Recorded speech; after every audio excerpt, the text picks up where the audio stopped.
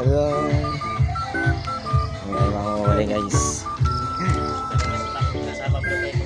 Oh. Ngayong araw guys, nasa San Narciso, Quezon nga pala ako yan.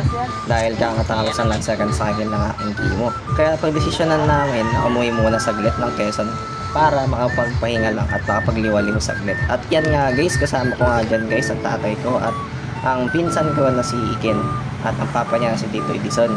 So yan guys, sila Iken nga pala guys ay pinsan ko sa nanay ko guys. So yan guys, papunta na kami guys sa Talisay o sa unahan ng Talisay Beach dahil dun kami mangunguha guys. At ang mga oras na ngayon guys ay alas 5 na at paalas 6 na rin, kaya yan guys para medyo madilim na. So yun guys, mahingilaw nga pala kami dyan guys. At ang uhulihin namin guys ay mga hipon at yung mga maliliit na crab. Hindi ko alam kung anong tawag sa mga probinsya yun. Yun. At nadaanan nga rin pala namin dyan guys ang pinsan ko guys na si Mac o yung kuya ni Iken. Dahil guys siya yung sa mga bihasa na manguha dyan guys. Ayun, sanay na manguha dyan sa lugar nila guys. So yun guys, naantay lang namin siya. Nakunin din yung ibang mga sibot na tiyatawag o yung mga net na nakalagay sa mahabang kahoy. Kasi yun yung gagamitin namin guys sa panghuli ng hipon guys. At yan guys, patulapit na siya pala. At may dala rin siyang bilkins dahil dun namin ilalagay yung mga crabs. At yan guys, sumakay na nga pala siya dun guys. Bye-bye! Bye! Tapos yan guys, pag-alis namin guys, pumunta na rin kami agad doon sa spot namin ulihan. So yun guys, paladaanan nga para namin dyan ang Talisay Beach Resort. So yan guys, maganda maligo rin dyan at mura lang. Tapos yan guys, paladaanan din natin guys ang New Palm Beach Resort. At yan nga daw guys ay yung pinasara na resort sa San Narciso, Quezon.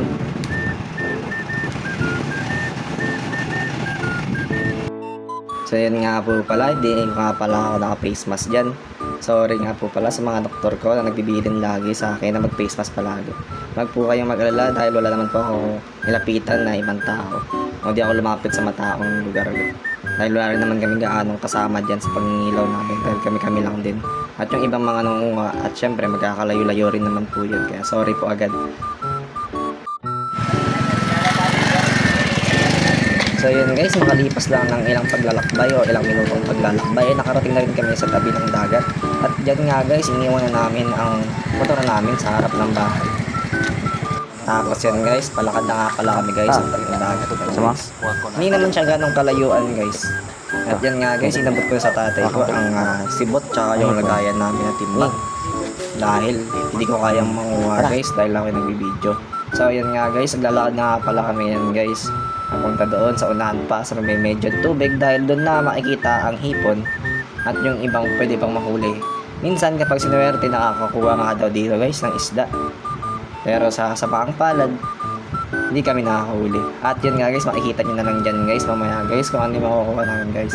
So yun guys, kabilugan daw ng buwan. At pagkatapos nga daw pala ng pinakamalaking kabilugan ng buwan dyan guys, dyan magkakaroon ng pinakamalaking low tide guys.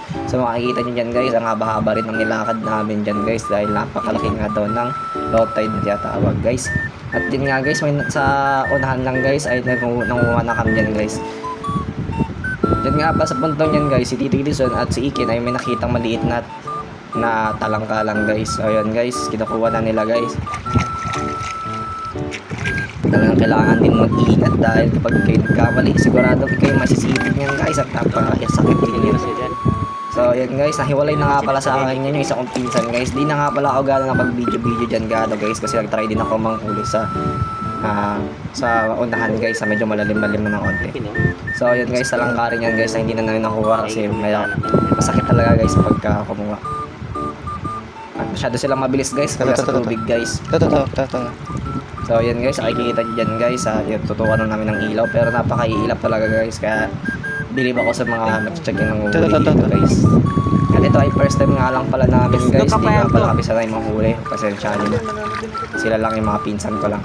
At yan nga guys, lumapit na nga sa akin ng pinsan kong si Mac, madami nahuli na siya mga hipon guys. Ayan nga guys, marami na nga din yung nahuli niya guys. So ganyan siya guys kapag huliin sa tubig guys, para nailaw yung mata niyan guys. Kaya makikita nyo agad kahit sa malayo pa lang na may hipon. Pero sadyang mabibilis lang din talaga kapag sila ay nailawan ng puting ilaw guys. Kaya sabi ng mga tanguhuli dito guys, kung gumamit daw kami ng dilaw ng ilaw dahil di daw sila doon matatakot guys. At yan nga guys, sa paglalakad-lakad ay nakakuha rin pala ito tatay ko dyan guys ng mga shell guys. At tapakan niya lang yun guys. At yun nga guys, nung nakalibas ang ilang minuto o ilang sandali ay bumalik na rin kami guys kasi gabi na rin.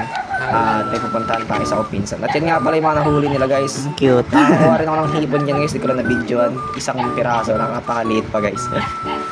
Hayaan nyo guys, susunod guys, baka kuha pa rin ng mas marami. So yan nga guys, mga hipon na nakuha na namin guys. Nilagay na lang namin dyan, nagsakasama na lang namin. Pag minsan At pakita ko sa inyo guys, ang dami-dami talaga kami pag-uwi guys. Dahil gusto na namin makain guys. Gusto namin kasi masarap daw talaga ang sinabawan yan guys. Matamis-tamis nga daw guys ang sinabawang bagong huli ng hipon at yung mga maliliit na crabs. So yun guys, puro hipon pa lang yung mga nakalagay dyan guys kasi nakahiwala yung lalagyan ng mga maliliit na crab na video.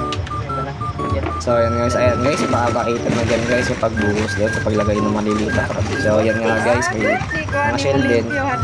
So ayan sila guys, ang liliit guys. Di ko alam guys kung anong tawag sa inyo dyan, comment na lang kung anong tawag sa lugar ninyo guys. At yun nga guys, lilinisan na nga din yun guys. Pero dahan-dahan lang guys kasi pag nagkawali kayo dyan guys, baka masipit kayo dyan guys kasi buhay pa yung iba dyan. At yun nga lang pala ang halo sa sinabawan namin guys, sibuyas. Hindi ko lang na-videoan din yun sa may kamatis tsaka sa may bawang at luya. Tapos lagyan na rin namin yan ng tanglad guys. So ayan guys, puhugasan na rin yan dyan guys, ang tita ko guys. So ayan guys, pinapakita lang namin yung kung ano yung mga nakuha namin. Konti lang dahil di rin kami gaano nagtagal at medyo na-late na rin kami sa paghuhuli. So yan guys, ganyan nga pala ang buhay sa probinsya guys. Ang saya-saya nga lang pagka binabalik-balikan mo yung probinsya nyo guys. Hindi yun nasasanay ka palagi sa syudad. At yan nga guys, napakuluan lang namin yung tubig na nilagay namin.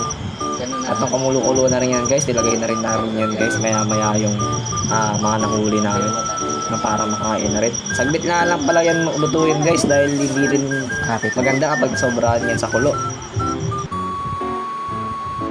Lalo ng hipon guys. At yan guys, ilalagay na ng tito ko guys.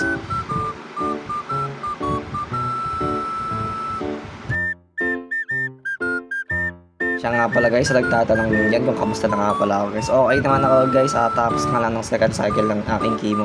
At kaya yan, umuwi kami saglit ng probinsya bago mag-umpisa ang third cycle. Dahil pagka kinabukasan yan, ay uuwi na rin kami para magpahinga dahil magkakaroon nga pala ako ng bone marrow aspiration guys. At yan nga guys, sa kalaunan guys, hindi pa gaanong gatagal paglagay doon sa aming hipon at alimasag. Nag-orange agad yung mga hipon guys. So mabilis na talaga maluto yan guys. At yan, tinimplan lang namin yan guys ng asin at betchin guys. Hindi na masyadong maraming pampalasa guys kasi mas arap naman na yan dahil natural lang at fresh pa ang ating niluluto guys. So yan guys, naluto na nga pala guys yung ating hipon guys sa ating crab guys. So yan, titikman na nga pala natin yan guys. Sa mga puntong nga pala yan guys ay naglalaway na rin pala ako dyan. Kahit nga ngayon guys habang nire-record ko tong audio na to ay naglalaway na rin ako dyan sa niluto namin guys. Dahil napakasarap nga naman talaga ng ganyang kasariwan na sipot guys. So yan guys, titikman na nga pala namin yan guys. At yan guys, makikita nyo nga pala dyan, puro hipon nga lang pala ang kinakain ko dyan guys dahil allergy ako sa crab guys. So yun guys, sobrang sarap nga yan guys, matamis-tamis nga yung sabaw niyan.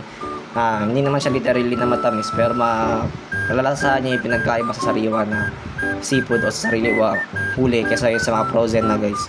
So yun guys, sana nag-enjoy kayo sa aming video na to guys. At sa mga gusto pa makakita na makapanood ng itong video guys, pa-comment lang dahil gagawa tayo ng marami pang content nito guys. Kahit yung pagsisid guys para pamamahan na guys, gagawin natin yun guys para sa inyo. Salamat sa panonood!